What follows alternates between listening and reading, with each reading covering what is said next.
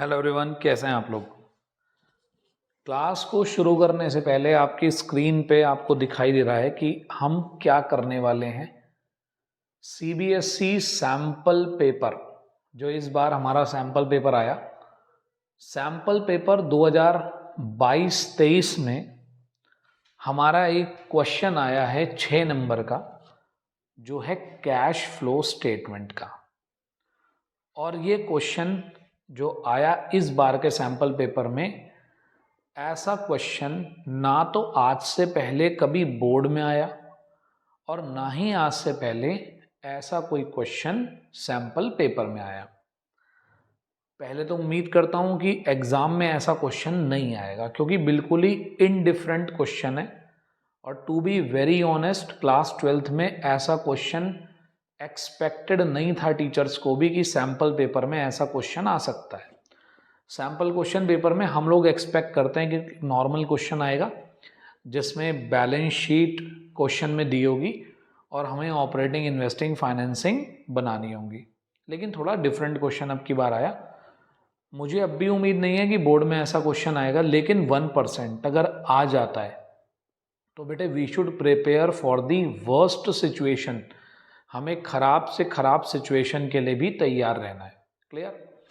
आप में से जिन बच्चों ने, जो बच्चे भी ये क्लास देख रहे हैं, अगर आप में से किसी बच्चे ने अभी तक कैश फ्लो स्टेटमेंट का पूरा फॉर्मेट अभी तक नहीं पढ़ा है, तो बेटे एक मैंने लेक्चर अपलोड करा है एक छोटा सा, जिसमें केवल कैश फ्लो का फॉर्मेट समझाया है। तो आप उसको अच्छे से एक बार देख लीजिएगा, उसके बाद ये वाली क्लास आपको ज़्यादा अच्छी समझ में आएगी। और अगर आपने वो नहीं देखा है, ठीक, आपको नहीं आता है और आपको वो भी नहीं आपने देखा, तो फिर भी इसको समझने की कोशिश करिएगा, आपको समझ में आ सकता है। किसी को पहले से अगर पूरा फॉर्मेट क्लियर है तो बहुत अच्छी बात है, आपको ये आराम से समझ में आ जाएगा। चलिए बेटा, जरा हम अगर बात करें बेटे कैश फ्लो स्टेटमेंट के 6 नंबर के क्वेश्चन की, तो आज की क्लास में एक्सक्लूसिवली मैं आपको वही क्वेश्चन कराऊंगा खाली जो हमारे सीबीएसई में आया है। ठीक, ये हमारा क्वेश्चन नंबर 34 है और जो हमारे यहाँ पर सीबीएसई सैंपल क्वेश्चन पेपर के अंदर हमसे पूछा गया। ठीक है, तो हम पहले इस क्वेश्चन को एक बार देखते हैं। बहुत ही अच्छा क्वेश्चन था वैसे तो, नो डाउट, लेकिन बेटे ये मेरे हिसाब से जो थोड़े प्रोफेशनल एग्जाम्स होते हैं, जैसे CS टाइप के जो एग्ज़ाम होते हैं, उनमें आना ज़्यादा बेटर है। 12th क्लास में तो अभी बच्चा थोड़ा सा एक फिक्स फॉर्मेट को फॉलो करके जाता है। ठीक है, चलिए कोई बात नहीं, फिर भी अच्छा क्वेश्चन था। क्वेश्चन नंबर 34 की हम बात कर रहे हैं और क्वेश्चन कहता है read the following hypothetical text. Hypothetical का मतलब है उन्होंने अपने पास से कहानी बनाई है। And answer the given questions on the basis of the same. Ashima, alumni of CBSE school, initiated her startup SmartPay in 2015. SmartPay is a service platform. वो प्रोसेस करता है UPI, POS and provides credit और loans to their clients. ठीक है, तो बेटे smart पे जैसे एक भारत पे, अश्नीर ग्रोवर का भारत पे है, ऐसे ही इन्होंने स्मार्ट पे बना दिया एक हाइपोथेटिकल सिचुएशन पे। During the year 2021-22, SmartPay issued bonus share in the ratio of 5:1. This point is very important. Company ने 5:1 में बोनस शेयर दिए। मतलब इसका क्या है, अगर आपके पास 5 शेयर थे तो कंपनी ने आपको 1 शेयर बोनस में दे दिया, फ्री में दे दिया। तो अगर हम इसको परसेंटेज में कन्वर्ट करें, दैट सिंपली मीन्स 20%। इसका मतलब कंपनी ने आपको 20% के बोनस शेयर दिए हैं। करेक्ट। अब मैं हैंड टू हैंड इसी पॉइंट को समझा दूं पहले आपको। आप यहां पर देखेंगे कि जो शेयर कैपिटल है वो 10 लाख थी और अब वो 12 लाख हो गई। अगर हम इस वाले पॉइंट को कंसीडर ना करें, इसे भूल जाएं हम 2 मिनट के लिए, तो इसका मतलब लास्ट ईयर मेरी शेयर कैपिटल थी 10 लाख रुपीस और अब हमारी शेयर कैपिटल है 12 लाख रुपीस। तो हमने 2 लाख रुपए के शेयर इशू करे हैं, हमारे पास 2 लाख रुपए आए होंगे अगर मैं इस पॉइंट को ध्यान में नहीं रखता। लेकिन बेटे जरा 2 मिनट के लिए सोचकर देखो, 20% बोनस, अगर मेरे पास पहले 10 लाख के शेयर थे और मैंने 10 लाख का 20% बोनस दे दिया है, तो यानी कि कंपनी ने 2 लाख के शेयर फ्री में बांटे हैं। कंपनी ने 2 लाख के शेयर फ्री में बांटे हैं। तो ये जो इन दोनों के बीच का 2 लाख रुपए का जो गैप है, ये शेयर कंपनी ने फ्री में बांटे हैं। मतलब शेयर कैपिटल तुम्हें बढ़ती हुई दिखाई तो दे रही है, लेकिन इसके बदले पैसे नहीं आए। ठीक, क्योंकि कंपनी ने क्या करा है, ये बोनस में बांटे हैं शेयर। तो भाई मैंने 2 लाख के शेयर तो दे दिए, लेकिन बदले में क्या आया, बदले में कुछ भी नहीं आया। तो इसलिए इस 2 लाख रुपीस का 10 से जो 12 हो रहा है, इसका हम कुछ भी नहीं करेंगे क्वेश्चन में। फाइनेंस, अगर मान लीजिए ये नहीं होता तो हम ऐसे कहते हैं कि 10 से बढ़कर शेयर कैपिटल 12 लाख रुपए हो गई, 2 लाख रुपए हमारे इंक्रीज हो गए, तो 2 लाख रुपए हमने शेयर इशू करे होंगे, हमारे पास आए होंगे और हम इसे फाइनेंसिंग एक्टिविटी में ऐड कर देते हैं। लेकिन फिलहाल हम इसका कुछ भी नहीं करेंगे। तो पहला जो पॉइंट आया, मैंने आपको समझा दिया कि इस पॉइंट का आप कुछ क्यों नहीं करेंगे, क्योंकि आपने यहाँ पर बोनस शेयर इशू करें, बदले में आपके पास पैसा कुछ भी नहीं आया। ठीक है, आगे चलते हैं। उसके बाद उसने कुछ बातें दी, इंटरिम डिविडेंड दिया, डेप्रिसिएशन दिया, लॉस ऑन मशीनरी दिया, इंश्योरेंस क्लेम रिसीव्ड। बेटा इंश्योरेंस क्लेम रिसीव हुआ है, यानी कि जब आपकी कोई मशीन वगैरह थी वो डिस्ट्रॉय हो गई, कंपनी ने आपको क्लेम दिया। सही है, तो देखो बेटा मशीन से रिलेटेड अगर हमें कोई क्लेम मिल रहा है तो that should be a part of investing activity. Machine से पैसे आ रहे हैं, क्योंकि देखो जब इंश्योरेंस क्लेम मिला होगा तो कंपनी, जो इंश्योरेंस कंपनी है, मशीन ले गई होगी और बदले में तुम्हें पैसे दे गई होगी। तो एक तरीके से मशीन के लिए क्लेम मिलना बिल्कुल ऐसा ही है जैसे आपने अपनी मशीन बेच दी हो। ठीक, उसके बाद इंटरेस्ट रिसीव हुआ है, आपको टैक्स रिफंड हुआ है। सही है, उसके बाद आगे चलते हैं। नेक्स्ट आपको कुछ और ओपनिंग और क्लोजिंग बैलेंस के साथ दिया है।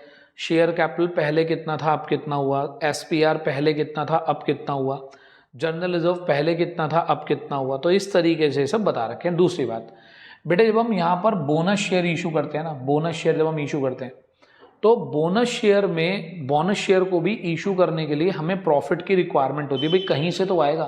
तो उसके लिए हम एसपीआर का यूज़ कर सकते हैं। आप लोग बिल्कुल अच्छे से, मैंने एक क्लास भी डाल रखी है, छोटी सी क्लास है बिल्कुल, usages of SPR, usages of security premium reserve. तो जो हमने ये 2 लाख रुपए बोनस के दिए हैं, ये पैसा हमने कहाँ से अरेंज करा होगा, ये पैसा हमने अरेंज करा है एसपीआर अकाउंट से। देखो इसके बीच का भी जो गैप है वो कितना है, 2 लाख रुपए है। तो मैंने एसपीआर के 2 लाख रुपए बोनस देने में यूज कर लिए। तो मैं इन दोनों पॉइंट्स का ही अपने क्वेश्चन में कुछ नहीं करूंगा। क्लियर है, पहले तो ये बात आप समझ लीजिए। अब आगे चलते हैं। Goodwill purchase during the year, goodwill purchased during the year. अब यहां पर एक बहुत ही प्यारी बात थी, यहां पर आप ध्यान से सुनिएगा।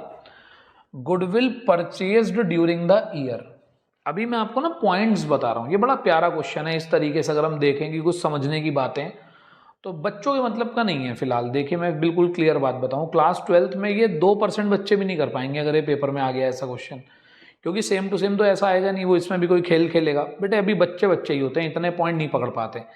अभी उन्होंने ये मानो 4-5 महीने पहले तो पढ़ा ही होता है कैश फ्लो स्टेटमेंट, तो बेचारे इतना दिमाग नहीं लगा पाएंगे। हाँ, जो बिल्कुल स्टूडियस बच्चे हैं, जो बहुत ही बेहतरीन बच्चे हैं, जो 95-98% वाले हैं, वो कर लेते हैं, उनमें कोई बड़ी बात नहीं है, उन्हें आप कुछ भी दे दो। अब देखो यहाँ भी एक बहुत ही प्यारा पॉइंट था गुडविल का। देखो ये गुडविल है, यहाँ भी गुडविल है, ये गुडविल का ओपनिंग बैलेंस है, ये गुडविल का क्लोजिंग बैलेंस है, और ये गुडविल परचेज्ड है। सही। अब आप एक बात बताओ, मेरे पास शुरू में गुडविल का ओपनिंग बैलेंस था 80,000 रुपीज। सही है, शुरू में मेरे पास गुडविल कितनी थी, 80,000। मैंने कितने की गुडविल और खरीद ली, मैंने गुडविल परचेज कर ली है, मैंने गुडविल खरीद ली है 20,000 रुपए की। करेक्ट। और मेरे पास गुडविल का क्लोजिंग बैलेंस कितना है, तो बेटे जितनी बची है क्लोजिंग बैलेंस की गुडविल, आप यहां से इसको माइनस कर दीजिए। ठीक, इसे आप माइनस कर दीजिए यहां से, तो आपका जो निकल कर आएगा, ये जो आपकी गुडविल का क्लोजिंग बैलेंस बचा है, इसे आप माइनस कर दीजिए यहां से, तो जो अमाउंट निकल कर आएगी वो आएगी गुडविल राइट ऑफ। उतनी गुडविल हमने कंज्यूम कर ली, एग्जॉस्ट हो गई, अमोर्टाइज हो गई। तो ये आ गया आपका 70,000 रुपीज़। तो 70,000 रुपये की गुडविल, आपका opening balance 80,000 plus purchase minus closing, तो ये हमारी गुडविल अमोर्टाइज आ गई। अमोर्टाइज्ड गुडविल, सही है जी। इतनी गुडविल हमने क्या कर दी है, अमोर्टाइज कर ली है, एग्जॉस्ट कर ली है, डेप्रिसिएशन मान लीजिए आप इसे गुडविल का बोलेंगे। तो इस वाले पॉइंट को इसके साथ मैंने कनेक्ट कर दिया, यहां तक की बात आपको समझ में आ गई होगी। अब जो नीचे सेकंड एडजस्टमेंट है, एक सेकंड रुकिएगा प्लीज। तो बेटे ये बात आपको क्लियर हो गई कि हमने 70,000 रुपीज की गुडविल क्या कर दी है, राइट ऑफ कर दी है। और जो गुडविल हम राइट ऑफ करते हैं वो ऑपरेटिंग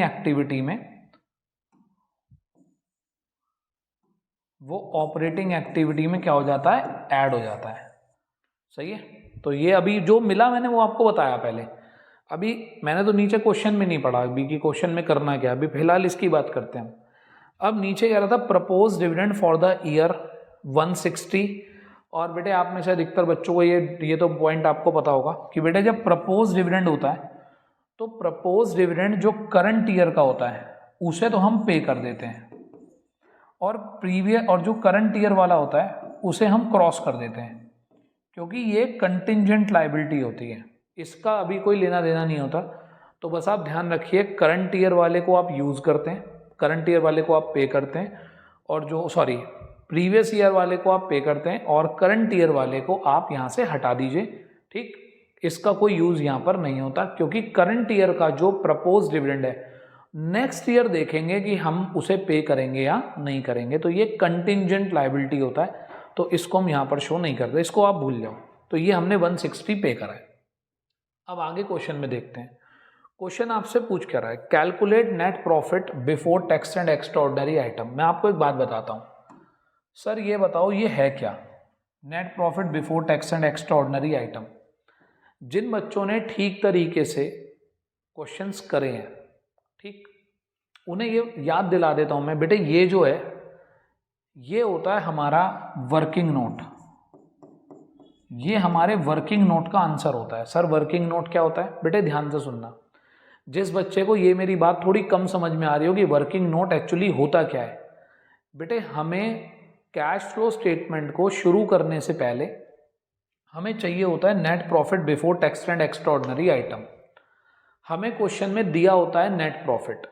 अब जो नेट प्रॉफिट हमें गिवन होता है उस नेट प्रॉफिट को हम कन्वर्ट करते हैं प्रॉफिट बिफोर एक्स्ट्राऑर्डिनरी आइटम्स, इसमें कन्वर्ट करते हैं profit before tax and extraordinary items में। किसको कन्वर्ट करते हैं, नेट प्रॉफिट को profit before tax and extraordinary item में कन्वर्ट करते हैं। इस कन्वर्ट करने के लिए जो आइटम हम प्लस करते हैं, माइनस करते हैं, उसी चीज को हम बोलते हैं वर्किंग नोट। क्या बोलते हैं, वर्किंग नोट बोलते हैं। आपके पास कोई भी बुक हो वहां पर आपको मिल जाएगा, और अगर नहीं आपको मिले तो बेटे मेरी दूसरी वाली क्लास आप जाके देख लेना जिसका नाम है format of cash flow statement, उसे आप देख लेना, बहुत ही आराम से, बहुत ही तसल्ली से देखना, आपको समझ में आ जाएगा कि अच्छा ठीक है सर ऐसे ऐसे ऐड करते हैं। तो उसके बाद आप ये वाला क्वेश्चन आप हमें करा रहे हैं, क्लियर है। तो मेरे हिसाब से यहाँ तक की बात क्लियर। तो बेटे हमें यहाँ पर बस क्या करना है, हमें नेट प्रॉफिट को कन्वर्ट करना है net profit before tax and extraordinary items में, क्लियर। पहला क्वेश्चन तो इस चीज का है। तो आई होप यहाँ तक की बात क्लियर होगी। अब हम निकालते हैं अपना पहला क्वेश्चन। बेटे बहुत डिटेल में तो नहीं जा रहा, मैं आपको सीधा सीधा बताता जाऊंगा कौन सी चीज क्यों ऐड हो रही है, क्यों लेस हो रही है, ठीक है। अब आप आइएगा बिल्कुल ध्यान से, देखिए इसका जो मैं आंसर निकाल रहा हूं, जो भी मैं प्लस माइनस कर रहा हूं वो कर रहा हूं ब्लू पेन से, ब्लू से, ठीक है, ताकि आपको बाद में सारे एक जैसे ना लगे, ठीक। इसका आंसर कर रहा हूं मैं ब्लू से। अभी जब मैं सेकंड आंसर निकालूंगा तो पेन चेंज कर दूंगा, ठीक। तो जो ब्लू वाला है, जहां मैं ब्लू प्लस माइनस लगाऊंगा, तो आप वो ध्यान रखिएगा, वो मैं किसके लिए लगा रहा हूं, वो मैं फर्स्ट वाले आंसर के लिए लगा रहा हूं ब्लू से, ठीक। चलिए जी, तो अब आते हैं जरा इसके क्वेश्चन पर, मेरे बेटे ध्यान से देखना। अब हमें सबसे पहले दिया हुआ यहां पर प्रॉफिट आफ्टर ऑल एप्रोप्रिएशन, तो बेटे ये है आपका नेट प्रॉफिट, नेट प्रॉफिट। अब करना क्या है बेटे, जिस बच्चे ने वो वर्किंग नोट पढ़ा हुआ है उसे उस वर्किंग नोट को ध्यान करना है। उसमें क्या क्या था, provision for tax made plus हो जाता है, ट्रांसफर टू रिजर्व प्लस हो जाता है, प्रपोज डिविडेंड प्लस हो जाता है, एक्स्ट्रा ऑर्डिनरी अगर कोई लॉस होता है, अगर कोई एक्स्ट्रा ऑर्डिनरी लॉस है तो वो प्लस हो जाता है, एक्स्ट्रा ऑर्डिनरी गेन है तो माइनस हो जाता है। उस वर्किंग नोट में ये सब बातें लिखी हैं। तो देखिएगा, सबसे पहले हमने नेट प्रॉफिट लिया, ये हो जाएगा प्लस, ठीक। हमने जितना भी इंटरिम डिविडेंड पे करा, बेटे इंटरिम डिविडेंड वर्किंग नोट में प्लस हो जाता है और फाइनेंसिंग एक्टिविटी से माइनस हो जाता है, तो इंटरिम डिविडेंड भी आपका हो जाएगा प्लस। तो 750 प्लस 90। डेप्रिसिएशन का वर्किंग नोट में कोई यूज नहीं होता। Loss on machine due to fire, अब ये बताइए जो मशीन का लॉस हुआ ये एक एबनॉर्मल लॉस है, रोज रोज थोड़ी होता है हमारे बिजनेस में। तो बेटे एबनॉर्मल आइटम, देखो वहां क्या लिखा था, एक्स्ट्रा ऑर्डिनरी आइटम, तो लॉस होना है कि एक्स्ट्रा ऑर्डिनरी आइटम ही तो है, तो इसको भी हम क्या कर देंगे, ऐड कर देंगे। इंश्योरेंस क्लेम रिसीव्ड, अब एक बात बताइए, मशीन का जो इंश्योरेंस क्लेम मिला है आपको वो भी तो एक एक्स्ट्रा ऑर्डिनरी आइटम है भाई। जब उसका लॉस एक्स्ट्रा ऑर्डिनरी आइटम है, एक अनयूजुअल आइटम है, तो उसका जो क्लेम है वो भी क्या होगा, एक अनयूजुअल आइटम होगा, तो ये भी वर्किंग नोट में से क्या हो जाएगा, माइनस हो जाएगा। Interest on non current investment, इसका वर्किंग नोट में कुछ नहीं होता। टैक्स का रिफंड बिल्कुल होता है, टैक्स का रिफंड वर्किंग नोट से माइनस हो जाएगा और ऑपरेटिंग एक्टिविटी के सबसे लास्ट में जाकर प्लस हो जाएगा, तो ये भी क्या हो जाएगा आपका, माइनस हो जाएगा, ठीक है। तो 750 प्लस 90 प्लस 20 माइनस 10 माइनस 20, यहां तक की बात आपको क्लियर हो गई। आगे चलते हैं। अब देखिए, अभी मैंने आपको बताया था इक्विटी शेयर कैपिटल का कुछ नहीं करना, एसपीआर का कुछ नहीं करना, जर्नल रिजर्व का बराबर है कुछ नहीं करना, इन्वेस्टमेंट इन दी मार्केटेबल सिक्योरिटी ये कैश एंड कैश इक्विवेलेंट होता है, फिलहाल इसका कुछ नहीं करना, कैश इन हैंड का कुछ नहीं करना, मशीन का फिलहाल कुछ नहीं करना, ऊपर लॉस हो चुका। 10% नॉन करंट इन्वेस्टमेंट, उसका इंटरेस्ट ऊपर आ रखा है, फिलहाल हमें कुछ नहीं करना। बैंक ओवरड्राफ्ट कुछ नहीं करना हमें।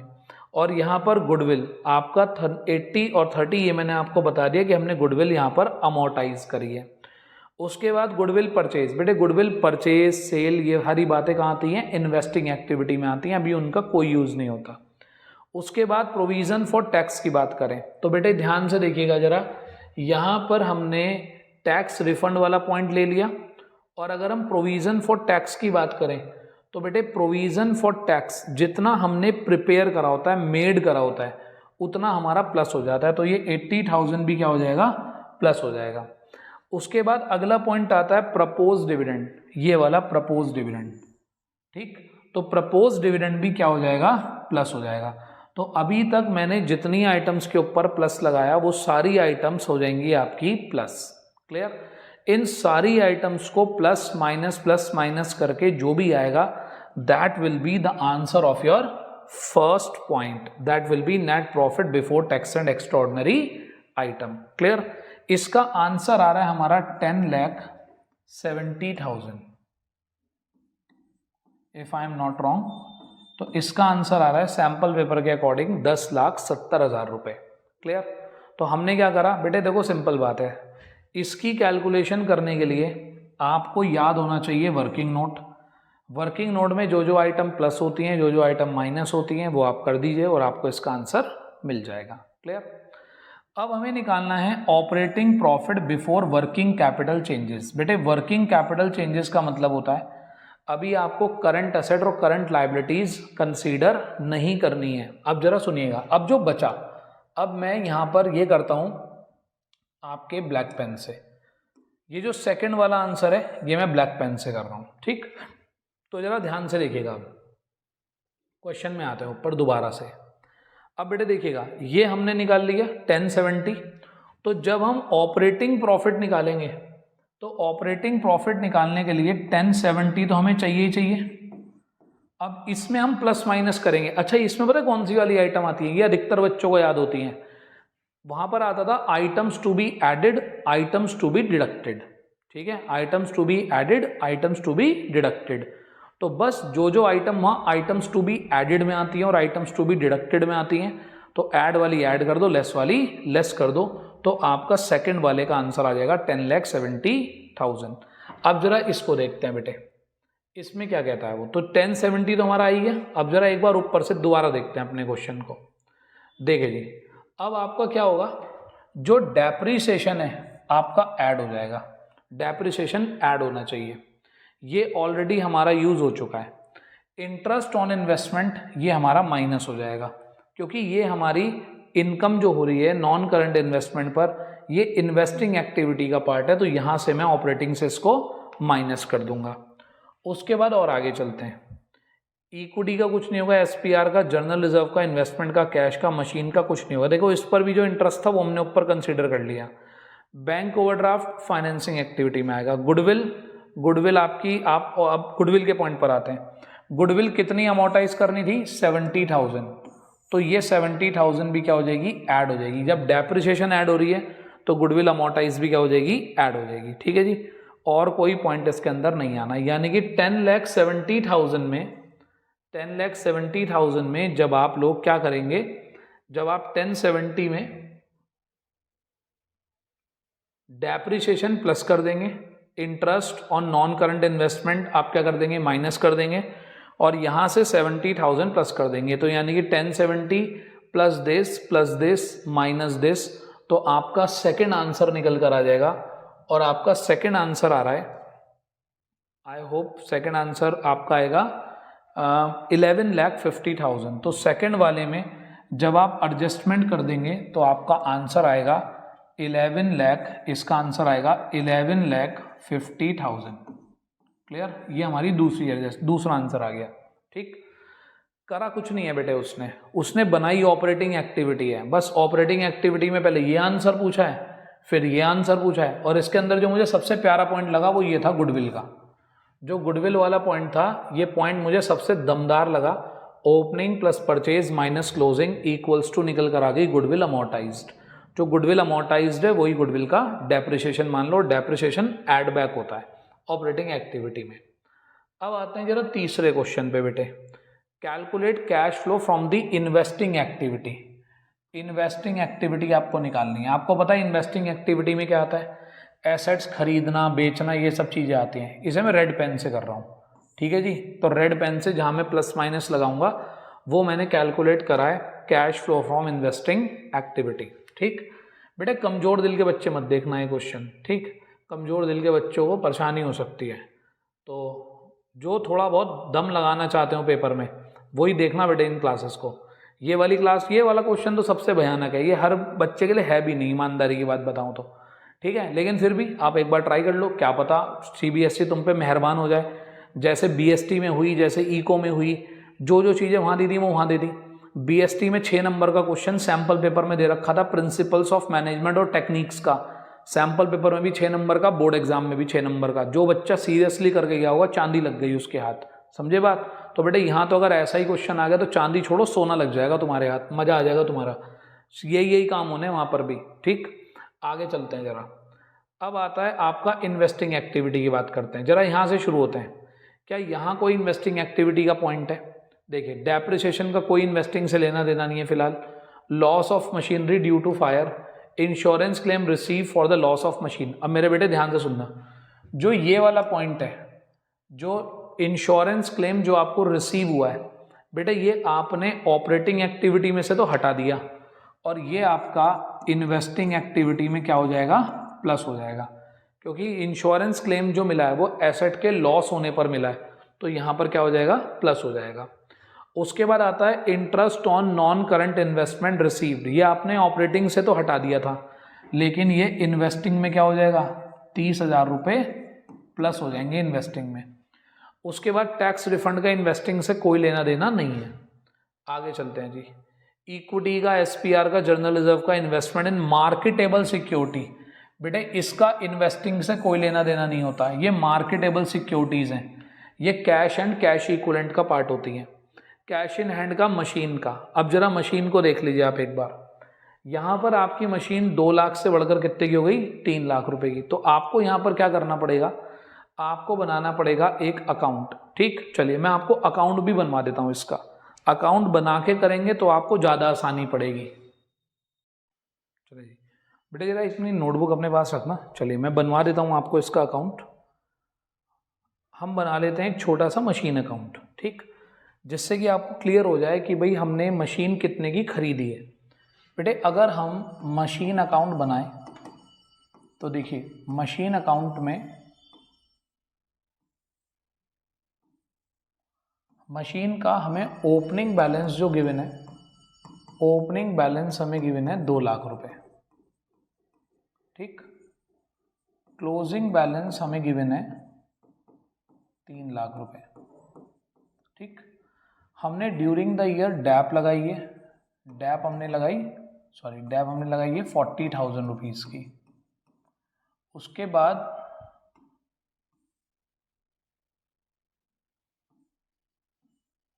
डैप हमने लगाई 40,000 रुपीज़ की। उसके बाद P&L अकाउंट हमें लॉस कितने का हुआ, लॉस हमें हुआ लॉस बाय फायर 20,000 रुपये का। तो जब हम इसे क्लोज करेंगे तो इधर आ गया 360 और ये भी आ गया इधर 360 और यहाँ आ जाएगा टू कैश परचेज 1,60,000। तो हमने 1,60,000 रुपये की क्या करी, हमने एसेट्स खरीदनी 1,60,000 रुपये की। क्लियर है यहाँ तक की बात। तो हमने एसेट्स परचेज किए 1,60,000 रुपये की। तो आपको करना क्या है, अब आपको मैंने बता दिया यहाँ पर, तो देखिए ज़रा ध्यान से। तो हमने अब हम क्या निकाल रहे हैं, इन्वेस्टिंग एक्टिविटी, रेड पेन से लिखा है इन्वेस्टिंग एक्टिविटी। तो पहले तो आपने 10,000 ऐड कर लिया, 30,000 ऐड कर लिया। उसके बाद आपको क्या करना है, 1,60,000 परचेज ऑफ मशीन क्या कर दोगे, माइनस कर दोगे 1,60,000 परचेज ऑफ मशीन। आगे चलते हैं जी। उसके बाद आगे आता है मशीन अकाउंट का काम हो गया। 10% नॉन करंट इन्वेस्टमेंट। बेटे इन्वेस्टमेंट हमारी इंक्रीज हो रही है, तो 1,00,000 रुपए की इन्वेस्टमेंट हमने खरीदी होंगी तो हमारे पास से पैसा गया होगा, तो 1,00,000 ये भी इन्वेस्टिंग से क्या हो जाएगा, माइनस हो जाएगा। बैंक ओवरड्राफ्ट फाइनेंसिंग का पार्ट होता है। प्रोविजन फॉर टैक्स आपका इन्वेस्टिंग से कोई लेना देना नहीं है। उसके बाद goodwill purchase during the year. बेटे जो गुडविल आपने परचेज करी है, गुडविल को परचेज कर रहे हो, गुडविल भी तो एक फिक्स्ड एसेट होती है, तो उसे परचेज करने में जो भी आप पैसे खर्च करोगे वो भी इन्वेस्टिंग से क्या हो जाएंगे, माइनस हो जाएंगे। तो इन्वेस्टिंग से माइनस हो गए ये 20,000 रुपये भी। तो इसका मतलब क्या हुआ, 160 माइनस होंगे, 20 माइनस होंगे इन्वेस्टिंग से। उसके बाद ये वाले 10 प्लस होंगे और ये वाला 30 भी प्लस होगा, ठीक है। तो ये आपका इतना काम आपको करना है। तो ये आपका निकल के आ जाएगा इन्वेस्टिंग एक्टिविटी का आंसर। क्लियर। और इन्वेस्टिंग एक्टिविटी का आंसर आ रहा है आपका थर्ड वाला, माइनस का 2,40,000, यानी कि यहाँ पर आपके पास से पैसे जा रहे होंगे, तो माइनस के 2,40,000 रुपये ये आएंगे आपके यहाँ पर, ठीक है। आई होप 3 आंसर आपको क्लियर है। अब आते हैं फाइनेंसिंग एक्टिविटी पे। तो फाइनेंसिंग एक्टिविटी की बात, सारे कलर ले लेंगे आज हम, कलरफुल रेनबो बना देंगे बेटे इसे। तो चलो ये कलर ले लेते हैं, ठीक है जी। तो ये आ गया अब हमारा फाइनेंसिंग एक्टिविटी से। फाइनेंसिंग एक्टिविटी में क्या क्या करना है देखें जी। फाइनेंसिंग एक्टिविटी आसान है इस क्वेश्चन की। ऊपर पे चलते हैं, अधिकतर चीज़ें तो हमारी खत्म ही हो चुकी हैं। अब देखो, interim dividend paid during the year, जो डिविडेंड पे करने का काम है बेटे वो फाइनेंसिंग से क्या हो जाता है, माइनस। डिविडेंड पे करना is a part of financing activity. देखिए पहले इसलिए ऐड हुआ था जो कि हमें प्रॉफिट ठीक करना था, और यही आइटम फाइनेंसिंग से क्या हो जाएगी, माइनस। डेप्रिसिएशन छोड़ दो, लॉस कुछ नहीं होगा, इंश्योरेंस क्लेम रिसीव कुछ नहीं होगा, इंटरेस्ट कुछ नहीं होगा, टैक्स रिफंड का कुछ नहीं होगा फाइनेंसिंग में। इक्विटी मैंने आपको बता ही दिया कि पैसे ऑल दो हमारे पास आ रहे हैं, लेकिन ये बोनस शेयर है, तो इसका मतलब कोई भी पैसे नहीं आ रहे, और बोनस देने के लिए मैंने SPR का यूज़ कर लिया, इसलिए इन दोनों को हमने बिल्कुल जीरो मान लिया कि हमारे क्वेश्चन में ही नहीं है। उसके बाद जर्नल रिजर्व सेम है। इन्वेस्टमेंट इन दी मार्केटेबल सिक्योरिटी कैश का पार्ट होता है, ये भी कैश है, मशीन है। Non current investment bank overdraft, जरा इस पर आते हैं। Bank overdraft, last year 2 lakh रुपए का लोन था मेरे ऊपर, अब 2.5 लाख रुपए का लोन हो गया, तो मेरे ऊपर 50,000 रुपये का लोन बढ़ गया, तो ये भी हम 50,000 रुपये हमारे पास पैसे आए होंगे, तो हम ये फाइनेंसिंग में क्या कर लेंगे, प्लस कर लेंगे। क्लियर। अब बेटे हर एक को अलग अलग मानकर चलना है, नीचे 5 क्वेश्चन है, पांचों को अलग अलग मानकर चलना है और पांचों के लिए पूरा पूरा क्वेश्चन पढ़ना है दोबारा से। उसके बाद गुडविल का कोई फाइनेंसिंग से लेना देना होता नहीं है। नीचे चलते हैं, प्रपोज डिविडेंड। बेटे ये प्रपोज डिविडेंड ऊपर तो हमने ऑपरेटिंग में प्लस करा था और फाइनेंसिंग में से हम इसको क्या कर देंगे, माइनस कर देंगे। तो माइनस कर देंगे फाइनेंसिंग एक्टिविटी में से। तो फाइनेंसिंग में से एक तो 1,60,000 माइनस हो गए, 50,000 प्लस हो गए फाइनेंसिंग में, और अगर हम ऊपर जाएं तो ऊपर हमारे 90,000 रुपये का जो इंटरिम डिविडेंड हमने पे करा था वो भी क्या हो गया, फाइनेंसिंग से माइनस हो गया। क्लियर है। तो ये प्लस माइनस करने के बाद हमारी निकल कर आएगी फाइनेंसिंग का आंसर। और यहाँ जो फाइनेंसिंग का आंसर आ रहा है वो एज पर दी सैंपल पेपर आ रहा है 2 लाख रुपीज। फाइनेंसिंग का आंसर आ रहा है 2 लाख रुपए। ठीक है जी, ये आपका हो गया फाइनेंसिंग का आंसर। लास्ट वाला क्वेश्चन बेटे ऐसे ही बस आपको थोड़ा सा अच्छा फील हो इसलिए दे दिया, बिना मतलब कोई लॉजिक नहीं बनता ऐसे पॉइंट्स देने का या ऐसे पॉइंट्स बनाने का, फिर भी चलो उसकी मर्जी है। Closing cash and cash equivalent, year के एंड पर closing cash and cash equivalent कितना है। बेटे ध्यान से देखना, कैश इन हैंड और मार्केटेबल सिक्योरिटी, केवल ये 2 चीजें क्या है, कैश एंड कैश इक्विवेलेंट। तो कितनी हो गई, 2 लाख ये 150 ये, तो 3.5 लाख रुपए हो गई आपकी closing cash and cash equivalent. तो आपका closing cash and cash equivalent का आंसर आ गया 3,50,000। क्लियर है। ठीक है बेटे, तो ये बात आपको आई होप समझ में आ गई होगी। तो ये क्वेश्चन मैंने आपको कराया बेटे, आसान नहीं है क्वेश्चन, और ये बात मैं आपको ऑनेस्टली बता रहा हूँ कि टीचर्स ने भी आपको यही कहा होगा कि भाई ये क्वेश्चन आसान नहीं है। एक बार में नहीं आएगा समझ में, दूसरी बार देख लेना आराम से। है कुछ नहीं, वाकई में है कुछ नहीं, देने का तरीका बहुत अलग है बस। उसने पहले आपसे वर्किंग नोट की कैलकुलेशन पूछी, तो वर्किंग नोट की कैलकुलेशन कर लो। फिर उसके बाद नेक्स्ट पार्ट पूछा, ठीक, नेक्स्ट पार्ट की कैलकुलेशन कर लो, profit before working capital changes, इतना पूछा। फिर उसके बाद उसने पूछ लिया इन्वेस्टिंग एक्टिविटी बनाओ, फिर फाइनेंसिंग एक्टिविटी बनाओ, फिर कैश एंड कैश इक्विवेलेंट का क्लोजिंग बैलेंस निकालो। जो धमाकेदार पॉइंट थे वो 2 थे, एक तो बोनस वाला, बच्चे को लगेगा ये बढ़ रहे हैं हमारे पास पैसे आए हैं, एक तो बोनस वाला, और दूसरा गुडविल वाला कि गुडविल हमने क्या करी है, गुडविल हमने यहाँ पर कितनी खरीदी और कितनी अमोर्टाइज करी। तो एक तो ये पॉइंट वेरी इंपॉर्टेंट है, इसका ध्यान रख लेना। ठीक है, गुडविल वाला पॉइंट। तो opening plus purchase minus closing, तो पता चलकर आ गया कि गुडविल कितनी अमोर्टाइज हुई है, कितनी यूज हुई है। ठीक है, तो ये आपका क्वेश्चन हो गया। बेटे इस क्लास को करने से पहले या इस क्लास को करने के बाद एक बार जिस क्लास के अंदर मैंने पूरा का पूरा कैश फ्लो स्टेटमेंट समझाया है उसको आप पहले कर लें या बाद में कर लें, एक बार कर जरूर लें उसे। आप ऐसा भी कर सकते हैं, पहले आप ये पढ़ लीजिए एक बार, फटाफट से फास्ट फॉरवर्ड में इसको देख लीजिए। इसको देखने के बाद आप एक बार दोबारा से जो मैंने कैश फ्लो स्टेटमेंट का पूरा फॉर्मेट बताया एक बार उसको समझ लीजिए, और उसको समझ लेने के बाद एक बार इसको दोबारा करिए, क्योंकि बेटे एक बार में तो ये आने का नहीं समझ में, ये बात तो पक्की है। ठीक है, तो चलिए कुछ और क्वेश्चंस कराऊंगा। आप लोग अगर देखना चाहें तो सैम्पल पेपर का एक क्वेश्चन ये मैंने करा दिया है, फिर मैं अब इसके 4 और 3 नंबर वाले क्वेश्चन कराऊंगा और फिर 1 नंबर वाले क्वेश्चन कराऊंगा। तो आप देख लीजिएगा, आपको अलग अलग क्लासेस मिल जाएंगी और अलग अलग क्लासेस में देखते रहिए। हाँ, इतना पक्का है कि 31 तारीख से पहले आपको करा दूंगा सारी चीज़ें। सैम्पल पेपर करके जाना बहुत इंपॉर्टेंट है। मैं बार बार एक ही बात कहता हूँ बच्चों को कि CBSE आपको इंपॉर्टेंट बताना चाहती है कि मेरे बेटे ये इंपॉर्टेंट है, करके आ जाना। तुम ध्यान ही नहीं देते सैम्पल पेपर पे। कोई बच्चा बोर्ड में जा रहा है और सैम्पल पेपर करके नहीं जा रहा, बेटे वो पाप कर रहा है, दुनिया का सबसे बड़ा पाप। इतना बड़ा पाप है, तुम 4 बार गंगा स्नान भी कर लोगे ना तब भी तुम्हारा वो पाप नहीं उतरेगा, ये ध्यान रखना। बहुत ही इंपॉर्टेंट होता है सैम्पल पेपर करना।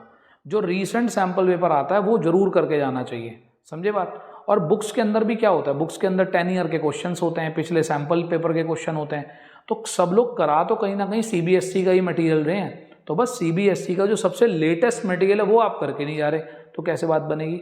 ठीक है, चलिए मिलेंगे नेक्स्ट क्लास में। Thank you, have a nice day, best of luck for your exam, best of luck for your preparation. पूरी मेहनत से पढ़ें, अंत तक लड़ते रहें, ठीक, आप ज़रूर बढ़िया नंबर लेकर पास होंगे। Thank you, have a nice day.